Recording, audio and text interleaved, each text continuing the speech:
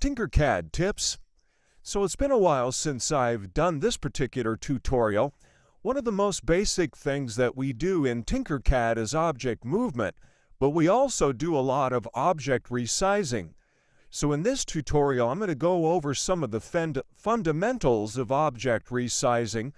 And for this tutorial, I'm going to use just a basic square here and go over some of the ways that we can resize. And there's quite a few of them. Some of them you may not be aware of.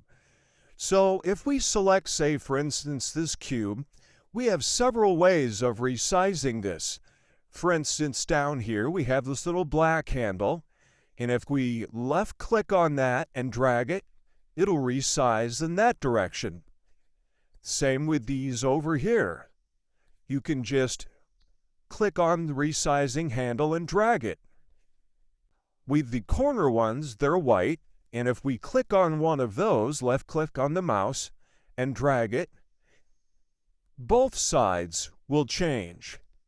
Now note that this back corner here stays in place, it doesn't move, but these two sides do. Same with this one up on top here. If we grab this one and drag it up, it'll grow taller. Just above that sizing handle is this little black arrow. This is more of an object movement thing, but if we grab that black arrow, it'll lift the object up off the work plane. We can hit D to bring it back down. Another way to resize things is to change them with an absolute value. Now, a lot of what is done here as far as object resizing, note that as I resize, all these measurements are in increments of 1 millimeter. That's determined by the snap grid down here in the lower right-hand corner. Currently, I have this set to 1 millimeter. If I click in here and click it down to, say, 0.1 millimeter, then any changes I make are done in increments of 0.1 millimeter. Same applies to these. Let's go ahead and change this back to 1.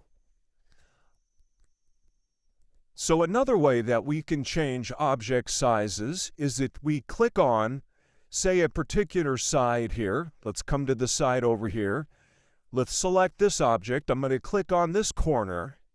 Now I can click inside of this box and enter a fixed measurement. Let's say 35. Now note that when I do that, it increased the length in this right to left orientation. That's because I clicked on this corner here. Let's say I dragged that back. If I wanted the size to grow towards the back, I would click on that back corner and say, in this case 30, it would go in that direction. Same for left to right. Whatever side we click on will be the side that moves. There's 30, it moves in that direction. If I click over here and say 35, it'll move in that direction. Same with this top one here, the height. If I come in here and put an absolute measurement, it'll grow by that much. Now, one of the things that not many people are aware of is you can also make resizing by relative percentage. So, for instance, right now, this is 30 millimeters in height. But if I click on that, and I click in here, and I type 130 with the percent sign, that now has increased by 130%. Same can be done with these. 120%. Click Enter. Same over here. 150%. All right, now one of the things that we can do, and not too many people are aware of this as well, is that we can use the Shift and Alt-Shift combinations. So, for instance, we have this cube, again. Now I'm going to hold down the Shift key while I'm clicking on, let's say, just this one side. Now note, as I drag this forward, the left side will also move. Everything's moving proportionately. It's increasing in height, it's increasing from width and in length. Everything is moving proportionally. Again, I'm going to click over here in this corner, holding just the shift. Now by dragging this corner, note just the front and the left and the top are moving, and this back corner is staying fixed position. All right? Let's go ahead and shrink that back down again. Okay? The other combination of keys is Alt-Shift. Now what's unique about Alt-Shift, it will also resize proportionately, but it'll do so about its center axis. So I'm going to hold Alt and Shift here. I'm going to grab a corner. And note now that the center is staying fixed. Much the same as if I were to hold here, just like that. Now, the top height is a little bit unique. If I hold Alt and Shift and I bring this down, note that it's also bringing the bottom of this up, so that it's actually bringing it up off the work plane. It's shrinking everything to its center position, not just the center of the bottom, but the center of the object itself. Everything is proportional. Now, this sort of thing comes in handy. Let me give you an example here. Let's bring out this cylinder.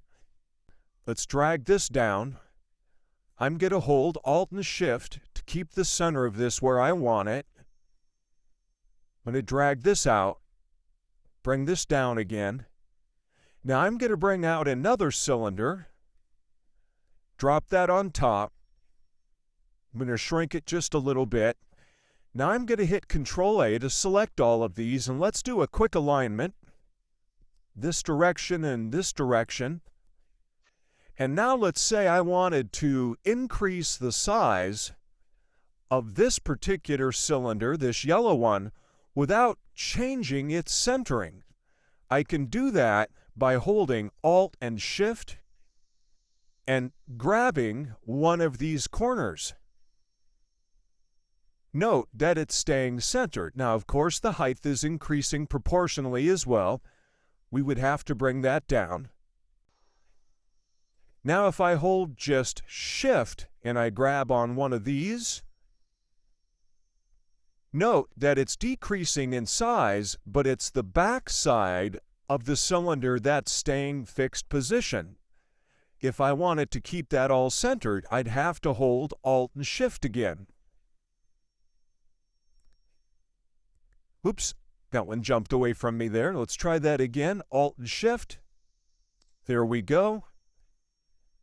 And again, if I hold Alt and Shift and increase the height of it, note too, now that as this is getting bigger, it has now also proportionally gotten bigger below the work plane.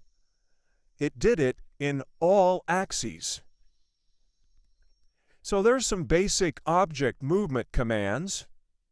Shift, Alt, Shift, using the dragging handles, and using absolute values.